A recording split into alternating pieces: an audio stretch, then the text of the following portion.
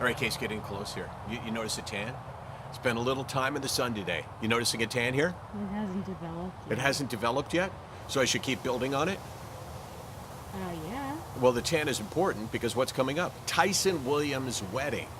Tyson Williams is actually, for me, and I've told this story before, but I actually, when I go to speak, I say, I'm going to tell you a story of why I'm here. I don't mean on the planet Earth, that would be a little bit above my pay grade, but why I am here today giving a speech. And I say, I'm going to tell you this story. And after the story, let me know if I built it up too much. When I say this is an unbelievable story, this is a life-changing story, this is a story that will make your jaw drop. So let me know afterwards if I built it up too much, because that's a pretty big sales pitch. And you know what? Not one time have I ever heard anyone say, well, that was a letdown. The reason why I am here today, well, not sitting outside in Florida, and by the way, the biker gang that's at our house continues to be at our house, and they're having parties, and they're inviting friends over. They're eating Jew cookies, right? They're eating Jew cookies right now. So you do not want to disturb them. Just to let you know, if you're thinking of breaking into our house when we're here in Florida, the biker gang is there. And they're inviting friends over. They're inviting women who do not have sleeves on their shirt. These are tough, tough people. So the reason why I do this was the realization that I had this gift. And the gift is called this plague, the plague called depression.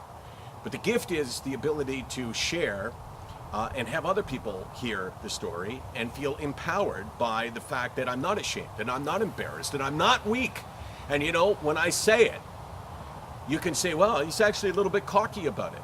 And I am. I'm proud of the fact that I have lived 20 years with depression, and that I have been buried deep in the hole, and that I have made it out of the hole. And I'm most proud of the fact that on days when I was deep in the hole, I didn't give up, that I continue to fight for my happiness. And I want you to take that strength from me, and I want you to hear me say that.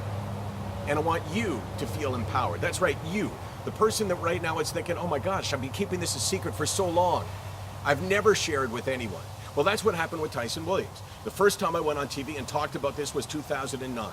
And the next day, I got some emails, about 20 of them, and I corresponded with a whole bunch of people, and Tyson Williams was one of them. We went back and forth 6 times, I believe, and the last time he said, yeah, you know what, maybe it makes some sense. 2.5 years later, I got a message from him that said that he was in the process of taking his own life when I emailed him, that he had a belt on a hook in his closet, and that he was going to end his life. But the power of sharing ultimately is what made the difference. Now, I do not see this as anything heroic. I see this as someone just talking about something they weren't embarrassed by. A hero is someone that dives maybe into the pool. Whoa, good use of things around me, right, Case? You gotta use your environment. You see that pool there? If someone was drowning in that pool and I dove to the bottom, and I was being held underneath by them, but I fought and brought them to the surface. I had risked my life. That is what a hero does. But what I did for Tyson Williams was just do what I do every day, and basically for all of my life from the time I was 3. Yeah, I did not start speaking till I was 3. Imagine that. And my dad, of course, has said a million times, but he hasn't stopped since. Really funny, Ron, really novel. But the story with Tyson Williams led me to this position, because I found out what that power is. And the story keeps getting better and better and better. And the best part of the story is the fact that next Saturday, so we're talking 11 days from now, I will be in Tyson Williams's wedding party in some place north of Prince Albert, Saskatchewan. He lives in North Battleford. Like, it wasn't good enough to go to North Battleford. It's not good enough to go to Prince Albert, but some small town a half hour north of there. I will never probably be there again, but I can tell you that it will be one of the best days of my life, because it will make me feel like everything, all the shit that I've gone through with this illness, is worthwhile.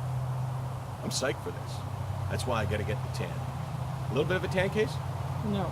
Tiny bit? None. Okay, I'm back at it tomorrow. SickNotWeak.com, 24 hours a day, minus the 20 minutes that maybe I'm spending in the sun. It's freaking hot down here. And 364 days a year, and no, the one day we're taking off is not Tyson Williams' wedding.